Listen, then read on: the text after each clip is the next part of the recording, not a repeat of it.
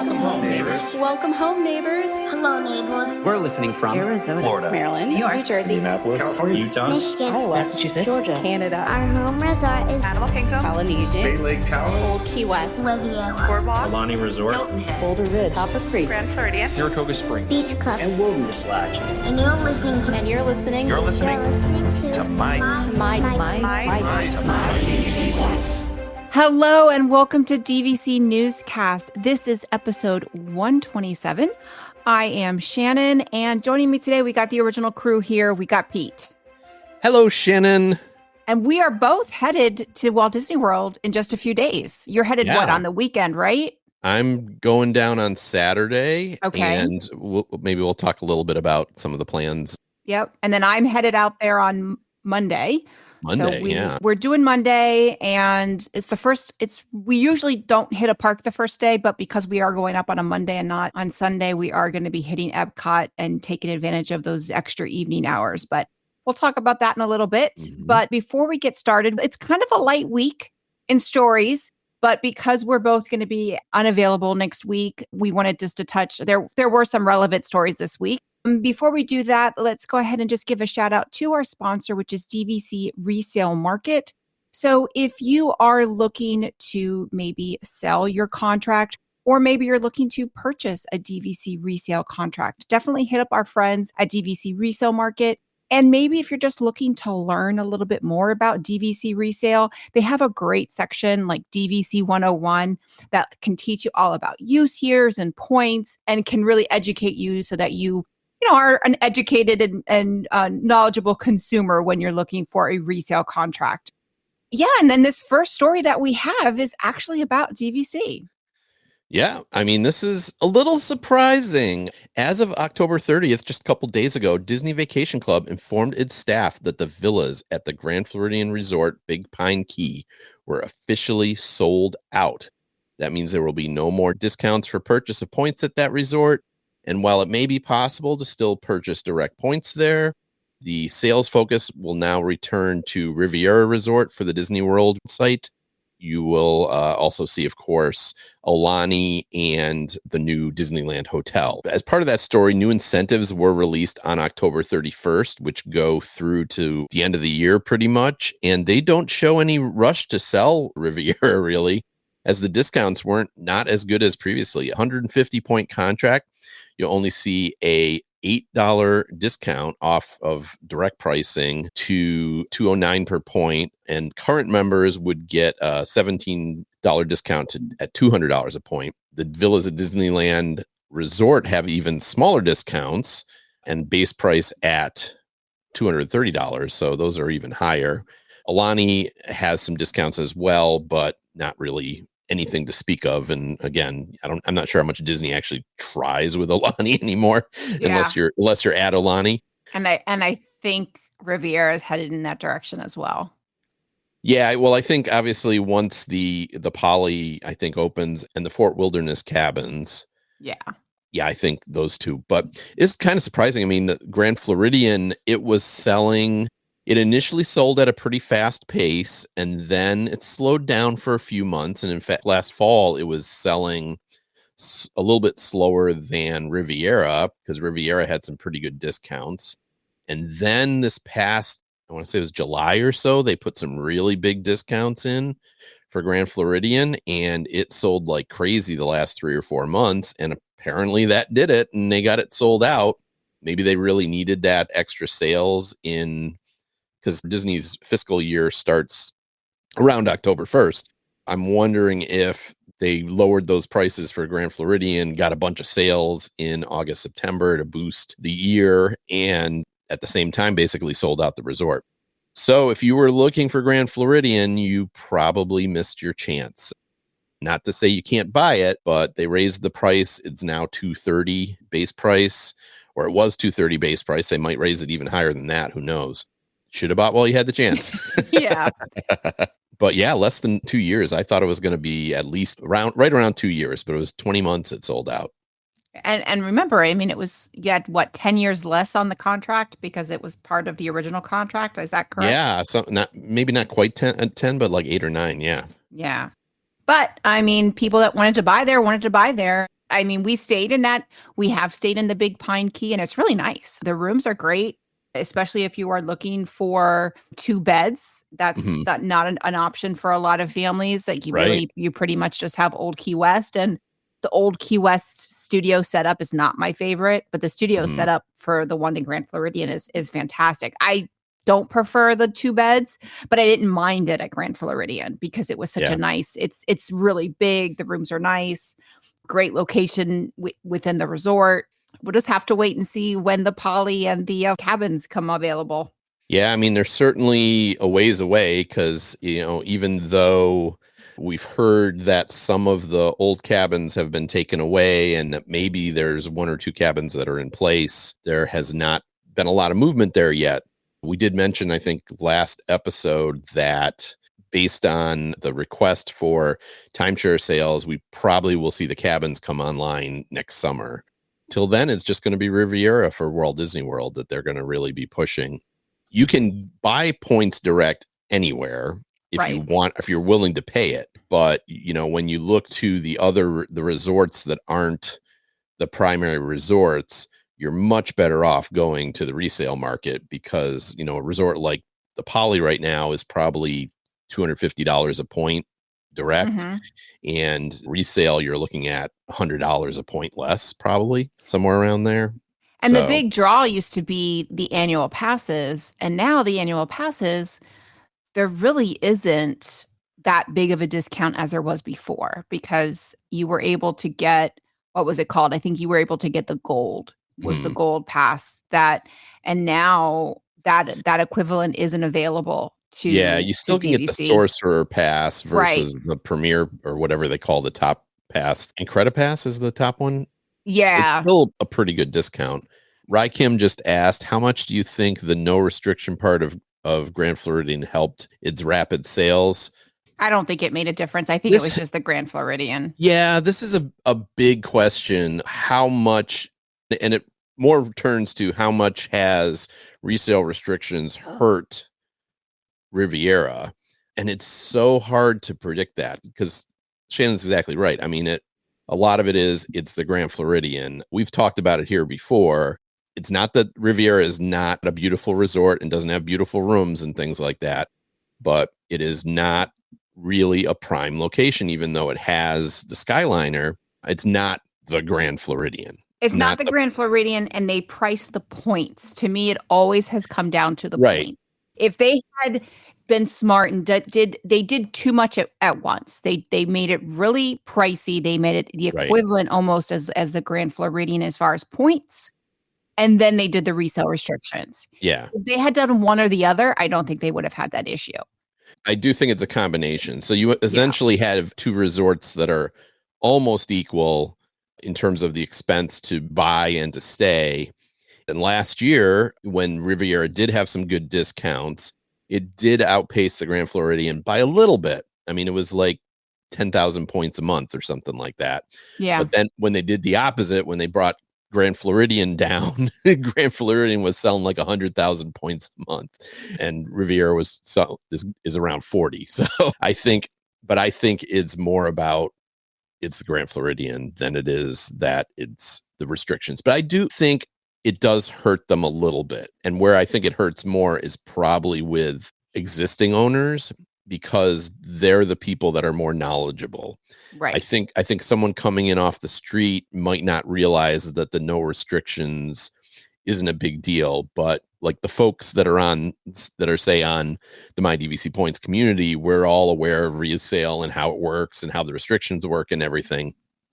And I think that would turn off a lot of people to resale, and we're seeing that on the resale prices. The resale prices for Riviera are like on the lower end. I mean, they're not as low as Old Key West or something like that, but they're running like $120, $125 a point versus the Poly and the Grand Floridian, which are still $160, $170. And again, what's the big difference there? It's really the resale restrictions. So Right. I think it definitely hurts the resale value for sure. Oh yeah. I mean, obviously it's going to hurt the resale value, but as far as selling, just like you said, I think the Grand Floridian has the reputation. So somebody that's not knowledgeable, they don't know anything about the resale restrictions. To them, you're looking at the Riviera or the Grand Floridian. Grand Floridian, I mean, you can think about the Full House episode. That's where they stayed. It's Right. got like this history where the Riviera is a beautiful resort. And I prefer the Skyliner over the monorail, but you also Yeah. can walk to and from the Magic Kingdom. Now it's a mile. The 2 times we stayed at Grand Floridian, it was the 2 times Ryder and I went to the Halloween party, and we walked back from Yeah. the party because it was faster to walk back than to wait for the monorail. It was a little creepy, but it was a nice walk. It's just a lot of things. It's kind of like the perfect storm. But what I always said with Riviera is they got greedy. They made it really pricey with points, Yeah. and then they implemented the resale restrictions. I think if they had done one or the other, I don't think it would have been as slow to sell. But Yeah, that's just my... We'll get a better idea what Disney thinks of resale restrictions when they do the cabins, because Yeah. if they put that same thing on the cabins, I could see it. And again, I don't think it'll kill it, but I could see that hurting more, because I can't imagine buying DVC points and only being able to stay at Fort Wilderness. Right. No, Like absolutely. Riviera That's at least is a true. beautiful resort and it's central and it's whatever. But if you tell me I get these points, I buy these points resale, and all I get is a cabin every time I want to come, some people would do it. I think some people, there are people, like I said, I mentioned this in an earlier podcast, is that I have friends that they go every Thanksgiving with like a group of like Yeah. 11 or 12 families, and they stay at the cabins for a few days, and they don't even hit the parks. It's just a family trip. And there's a lot of people that do that. A lot of people that do that isn't necessarily going to sell out the entire resort, or especially resale. So I think Yeah. it would definitely hurt the resale value of the cabins if they do Yeah. it. Yeah. Definitely the resale. But does Disney care about that? I don't know. I don't think they care. And I think people probably buying into the cabins, it's going to be the same thing. They're buying to stay at the cabins with no intent to sell it. But I think a lot of people who sell their contract never have intentions to sell, Right. So, It's more that you buy, and Right. you know, 90% of people that buy in aren't thinking about the day they don't want it anymore. right. Absolutely. We'll see where that ends up. Now, I thought this was an exciting story, especially for our friends on the West Coast, is that RunDisney races have announced that there's going to be another race added at Disneyland. So it's going to be the Halloween Half Marathon. The 2024-2025 season of RunDisney races were announced, and the big surprise is a half marathon race has been added at the Disneyland Resort. The Disneyland Halloween Half Marathon weekend will actually be on September 5th through the 8th of 2024. Disney continues its policy of it's never too early to celebrate Halloween. And beyond that, it's the typical 4 race weekends in Florida, with another race weekend at the end of January for Disneyland. You can follow the link in our show notes for all the details, including registration date. Now, I haven't done a RunDisney race in a while. I think the last one I did, I think Ryder was 3 and he's 7 now. So it's been a few years. I think it was 2019 was the last one I did. And then I just waking up at 3 a.m. on vacation, I realized I just not going to do it anymore. But they're fun. Yeah, we've thought a few times of doing a 5K, but it's the same thing. It's like, no, I'm at an age now where I'd more rather be out till 3 a.m. at a Disney park. Yes, than I agree. Getting up at 3 a.m. at a Disney park. I agree. And I know they used to have a race that I remember they had a race, and we never ended up doing it, but they had a race at Animal Kingdom that was at night. And I think they also had the Wine and Dine was at night. If they ever did another night race, then I would probably at least consider it. But the morning ones, the morning ones are just not for me. Yeah. And I'm also not a runner anymore. I gave up running. I was never a runner, but we've done some 5Ks, and the idea has always been, that'd be fun to do a 5K when you're running through Epcot or whatever it is. No, I don't need to get up at 3 a.m. on vacation. Yeah. Sorry, no. Yeah. But this is cool. They used to have more than one race at Disneyland. The races at Disneyland were actually discontinued prior to COVID. It wasn't COVID that stopped them. We got a Facebook user saying, I've never been at an age to be up at 3. I just think like at a younger age, my mind and body could handle the 3 a.m. to do something special that now I'm just like, I don't want to get up. I will say if you're ever going to do a race, doing a Run Disney race, there's just nothing like it. And running through Magic Kingdom that first time when you run through, even this, I think I did 2 or 3 times, but that first time running through Magic Kingdom first thing in the morning is just, there's just nothing like it. The people, I mean, I've run with not knowing anybody and made friends on the course and just had a great time. It's just, there's nothing like the Run Disney community. But again, I just remember that last time when I woke up and I was just like, why am I doing this? So I haven't done it. And then obviously COVID happened. And then I just haven't had the desire. We're going, the Wine and Dine is this weekend. And I've seen everybody posting. And I said something to somebody. I'm like, no, I'm going to Disney next week. And they're like, oh, you're doing the Wine and Dine? I'm like, no, I'm not. I will be there right after. I've been there for a lot of Wine and Dines.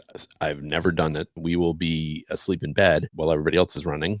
But yeah, that's good for, it's, as I said, good for West Coast runners because now there's 2 options that they can do if they want to do more than 1 race in a year, one in September and one in January. So, and I think doing it in Disneyland, like that would be, to me, that would be very exciting. Like going out, because Walt Disney World, I go so often. I think doing a race in Disneyland would, if I had some money to burn, I would probably just sign up for that one. And because I think that just sounds like a lot of fun. I don't have any money to burn, so I will not be doing it. But. Yeah, they're not cheap either. They're pretty expensive. Oh no, they are not cheap. They are not cheap. Yeah. And then plus all the other stuff that goes on. And then our last story was something we just found literally right before we got on. Yeah. And this is something that's kind of exciting for us. And we might even do this, is that Bluey. Now, if you have little ones that watch Disney Junior, maybe you've heard of Bluey, but Bluey has arrived at Walt Disney World, kind of, sort of. And that is that Disney's Fort Wilderness Resort has launched the Healer Family Hide and Seek Scavenger Hunt. And it was actually launched today. We're recording this on Thursday, November 2nd. So it was launched today. And this is marking the first official use of Bluey at Walt Disney World and at Disney parks and resorts in general. So the Healer family is on holiday at the campground and is playing a game of hide and seek. Bluey needs your help to find all of her family members so she can be crowned the hide and seek winner at their first Thanksgiving dinner. Follow each clue to lead you to a family member in hiding. Once all the healers have been found, head to the bike barn to claim your prize. So it looks like to be a free version of the, the things that they do, the hide and seek that they do at Epcot, Remy's, all the stuff that they do there. But it looks like a lot of fun, and we are big Bluey fans. My son and I went to the Bluey Live on tour over the summer. And I have to say, I've been to a lot of those shows, and especially Disney Junior. That one was really good. Some of them are a little painful. Some of them you really hope there's a bar. But that one was really enjoyable. I really enjoyed it. And we did pay for the VIP experience. So we got to actually take a picture and meet Bluey. I know a lot of people. Now, you said your daughter likes Bluey too, right? Well, she's an animation major, and she actually was like showing me a couple of the episodes, and they have one episode, I think, I can't tell you the name of it. All the members of the family were having dreams. Mm-hmm. And so they were like floating through space and things like that. It's a very charming show. I mean, it's definitely a kid's show, but when my daughter was of the age to watch those type things, it's like certain shows you don't mind as a parent that it's on versus other shows that are so annoying that you're like, oh, do we have to watch this? And Bluey would be one of those ones that'd be like, okay, this is on in the background. My kid's watching it. It wouldn't bother me. Right. No, it is a great show. I like it. And it's funny because now my niece, who just turned 1, loves it. It's funny to see that. And it's exciting to see that Bluey is coming in some form. Now, they're talking about Thanksgiving. It sounds like this is probably just going to be the holiday or maybe just November type thing. And then the prize, we got this from WDWNT. So we'll post a link in our show notes from them. Looks like they went to do this today. So the prize, just spoiler alert, if you don't want to know, turn it off. But the prize is just a sticker. So it's not like you're going to get like any sort of big prize or anything. Yeah. Or even just like the cup or anything like they do, because those prizes you do pay for. So it's just a sticker. But I think it's something fun. And we were talking that right now our family still only has the weekday. I think it's called the Pixie Dust Pass. That's all we have. Right. Because we tend to just go during the week, and it's double the price just to get some weekends. So we've kept it, and we're going on Saturday night to Jollywood Nights. So we don't have anything to do on Saturday. So our plan was maybe to hit the pool, but maybe we'll go do this. Maybe if it's a little too chilly for the pool, maybe we'll go do this and spend some time at Fort Wilderness. It'll give us an excuse to get over to Fort Wilderness, but it sounds like a lot of fun. It's cool for sure. And it's open to everybody. This is not a DVC exclusive or anything. So yeah. But that's it for stories. Like I said, it was light on stories. Now you were headed down in 2 days. I'm headed down in 4. I know we're both going to Jollywood Nights, right? Yeah. Caleb said, I do my own wine and dine marathon, 23 miles of eating in 2 days. And there you go. That's what we're doing. I just made my park reservations, and it was like 8 days of Epcot and then 1 day at Hollywood Studios was our park reservation. Oh, really? Yeah. Well, because we're going to go to like Magic Kingdom and a few of the other parks, but mostly later in the day, like in the evening. For this vacation, I'm definitely not in a rope drop mood. It's like, I want to go to the extra magic hours. Where actually my daughter did Hollywood Horror Nights for the first time back in September, and she wanted to go again. And I said, and there's one on November 4th, which is the day we arrive. So cross our fingers, our flight goes okay. But her and I are going to go to Halloween Horror Nights on Saturday. And then, so we'll see how that goes. And then we got the extra magic hours on Monday and Wednesday. And because that's the first, I think Wednesday's the first ones at Animal Kingdom, isn't it? First one ever at Animal Kingdom for the extra magic, the night extra magic. And my daughter's off for both of those, so she can join us. She's been working in Animal Kingdom for 5 or 6 months, and she's never actually visited Animal Kingdom while she's been down there. She's been to the other parks many times. So this will be her first time going. She's like, why would I want to go to a park I'm in all day? Right. Yeah. So we'll be hitting up both of the evening hours. And we don't know what time we'll get to Epcot. So Epcot, we're pretty much dropping off our stuff and headed over straight to Epcot. Hopefully our room will be ready, close to 4 o'clock. We don't have to waste time. I think for us, it's just, I'm trying to get as much research done as on Jollywood Nights, which is, there's so much to do and there's not a lot of time to do it. And usually with those types of things, we let Ryder kind of tell us where we're going, which I don't think I'm going to do this time. I'm a horrible parent, but he's going to want to ride rides, and we'll try and do some rides. But I definitely want to see some of the shows and see some of the special characters. But because it's the first one, there's no game plan. Like, you really don't have a game plan because we really don't know what's going to be. You don't know what time the shows. I mean, there's nothing. Yeah. There's primarily 2 shows, right? There's the Nightmare Before Christmas sing-along, and then the Muppets / Tiana and Belle at the Theater of the Stars. Right. But we don't know how many of those are going to be each night or when they're going to be. We know there's a fireworks show, and you'd probably guess that'll be at like 9:30, because that's usually when they are. Mm-hmm. Except this doesn't start till like 8:30, right? Officially. Yeah, it doesn't start till 8:30, and I guess it goes to 12:30. 12:30, yeah. So maybe it'll be more like 10. I don't know. It's an hour less than the Christmas party. Right. And you only get in at 7. So it's not like with the Halloween party and the Christmas party at Magic Kingdom, you can get in 3 hours before. You're only getting in an hour, because I think the park closes at 8. So you're only getting in an hour before. Yeah. So you're not getting we will be there. Hopefully we will be there right when it opens. It's going to be a lot of fun. I also know we're not going to be able to do everything. It's just, we're not going to be able to. To me, it's like, I want to see those shows. I want to see the fireworks. Probably won't get a lot of rides in. I mean, maybe get 2 or 3. Hopefully we'll have not huge lines. If you take advantage and you do Rise of the Resistance, I mean, that's a half hour right there just to ride it, assuming there's no wait. And there's going to be a virtual queue, but that doesn't necessarily mean you're not waiting 20 minutes. Yep. It'll be interesting to see how it goes. To me, I definitely want to see the 2 shows. I'm paying for this event, so I want to see the 2 shows for sure. The other stuff, I know you're looking forward to it. There's like a Latin street fair, which I think would be cool to at least walk through and listen to the music and everything. last week I said the Tip Top Club, I'd like to see what they're going to do there. I don't know if I'll even bother to ride Tower of Terror per se, but I just want to see what it's going to look like. The last new nighttime party was Pirates and Princess. Back, I have no idea. Maybe 15 years. Well, when they were doing the Halloween parties and the Christmas parties, they added a third party. It was called Pirates and Princesses. Oh. And it was back then, it was a lot cheaper than these parties are now. And they did it in like the spring kind of time frame, like winter and spring. And everything I knew about, I never got to go to it because it was only around for like a year and a half. But everybody said it was awesome.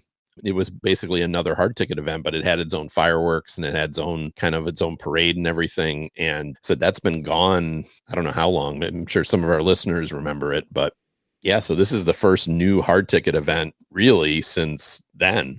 Yeah. And there's only, I think, 10 of them, right? There's only 10 of them. Yeah. Yeah. And they still aren't sold out.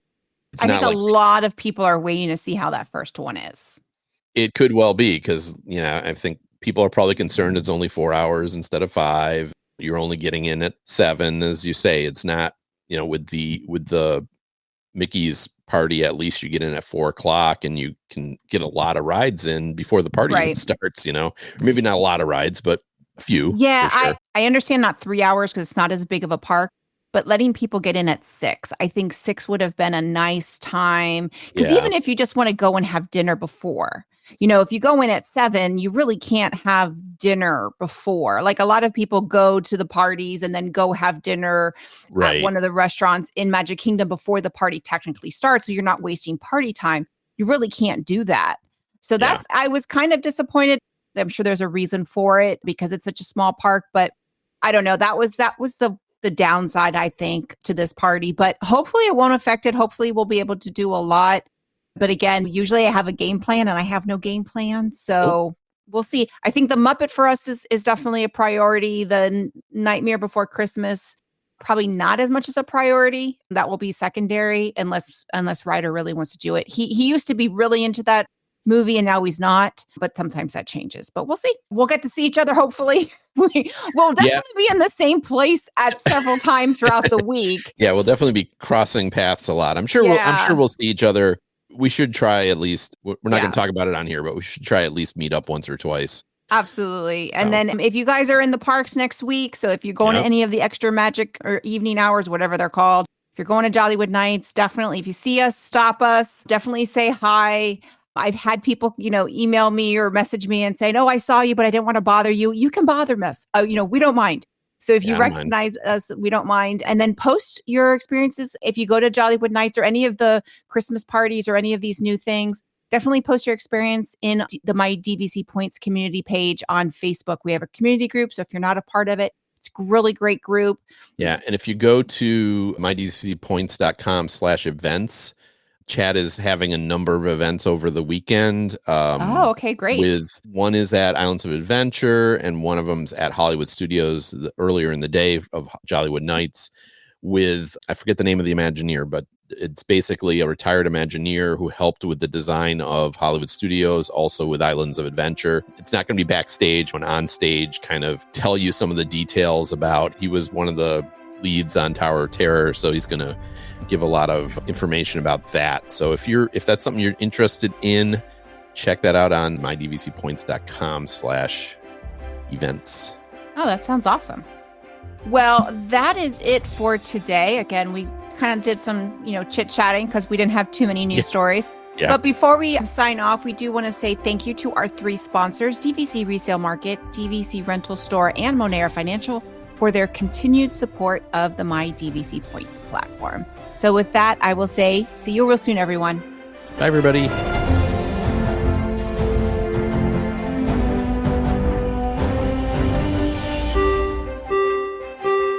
Ladies and gentlemen, please watch your head and step as you exit, and take small children by the hand. Aw, chill up, Dad. You know I'll come back.